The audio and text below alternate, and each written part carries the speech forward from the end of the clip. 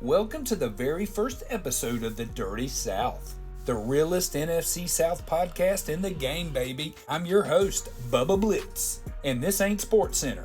This is football talk for the fans of the Falcons, the Saints, the Panthers, and the Bucs. And today we've got some heat. We're talking about Kirk Cousins breaking his silence in Atlanta, rumors flying about the Saints possibly trading Chris Olave, Bryce Young stepping up as a leader in Carolina, and Baker Mayfield owning the Bucs offense like it's his own personal backyard barbecue. So grab a drink and sit back, and let's get into this Southern grind gossip. Alright, let's start in the ATL. Kirk Cousins, Mr. 4-year, $180 million. He's barely unpacked his suitcase, and already there's drama. Ugh. So if you missed it, Kirk finally broke his silence after rumors popped off that the Falcons almost traded for the number 3 pick. Probably to get a quarterback like Drake May or J.J. McCarthy. Now Cousins, he said all the right things. I'm not offended. I understand the business. I'm excited to be here. All that PR coach stuff. But let's be real. If the Falcons were looking at a quarterback a month after handing you $100 million guaranteed, you're not feeling very secure.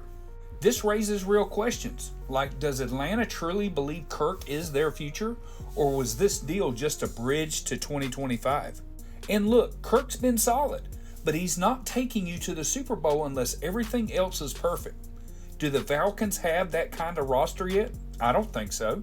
So now we have this weird situation, a quarterback on a massive deal, and a team that might already be scouting his replacement.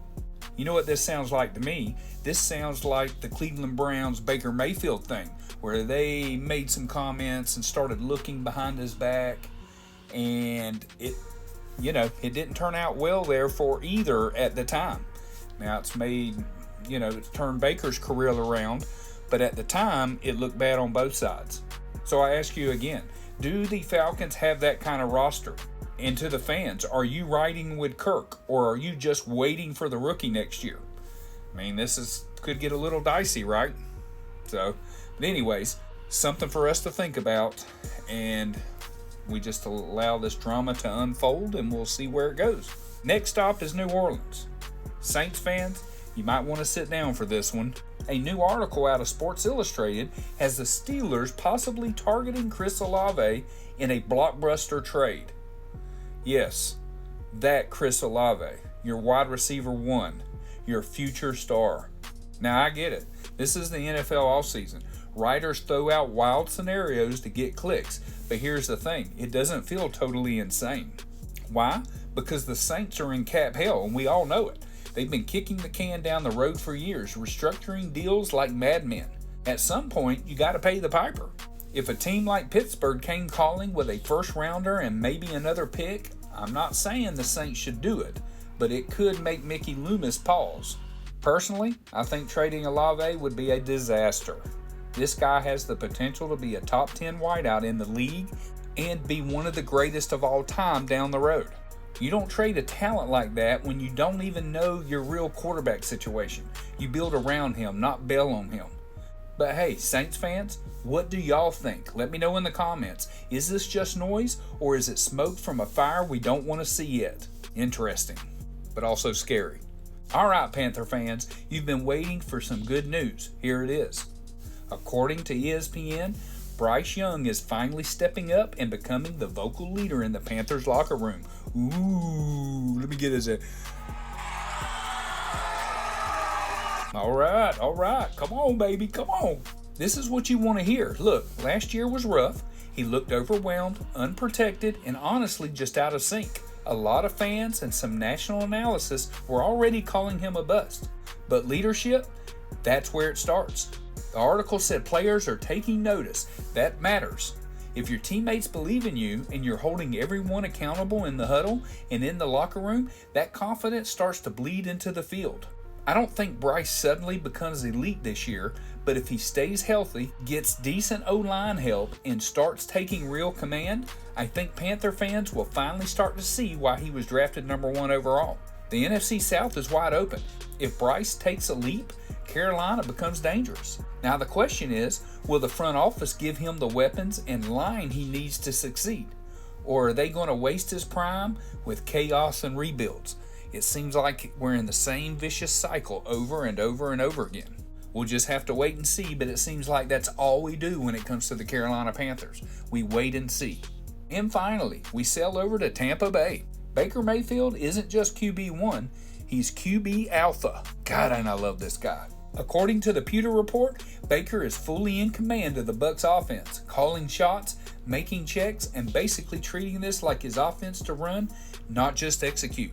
Now that's a scary thing to think about because it seems like out of the Dirty South, the Buccaneers are the only ones that have a quarterback and line and running back and wide receivers that are all, gelling together, which means more than likely they're going to win the NFC South again. And these other three teams, Carolina, New Orleans, Atlanta, they've got to figure out how to build around their quarterbacks. And, we'll just see what happens. But, I'm going to predict Buccaneers win the NFC South again. Only because they seem to be heading in the right direction. You know what I'm talking about. You feel it, you see it.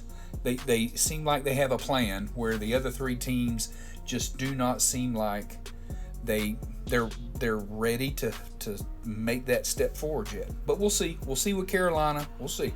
Say what you will about Baker. The guy's been doubted. He's been cut. He's been replaced, shipped around. Man, I can't believe I'm losing my voice. And still, he's out there owning it. Last year, he balled out. Over 4,000 yards, 28 touchdowns, and won a playoff game. And yet, people still act like he's just a placeholder.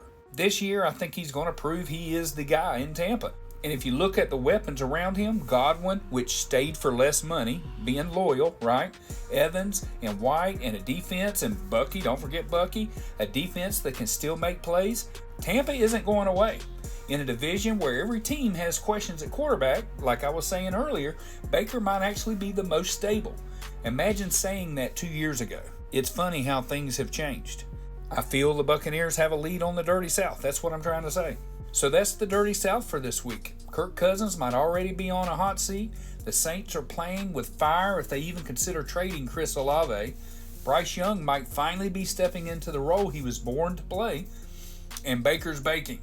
But this just ain't my show, it's yours too. So hit the comments, DM me, whatever you want to do. I want to know, are the Falcons wasting Kirk's time? Would you actually trade Olave for a haul? Can Bryce turn this thing around in year 2? And is Baker Mayfield about to take the Bucs back to the playoffs? I'll feature the best fan takes next week. Until then, this is Bubba Blitz signing off from the Dirty South. Stay dirty, y'all.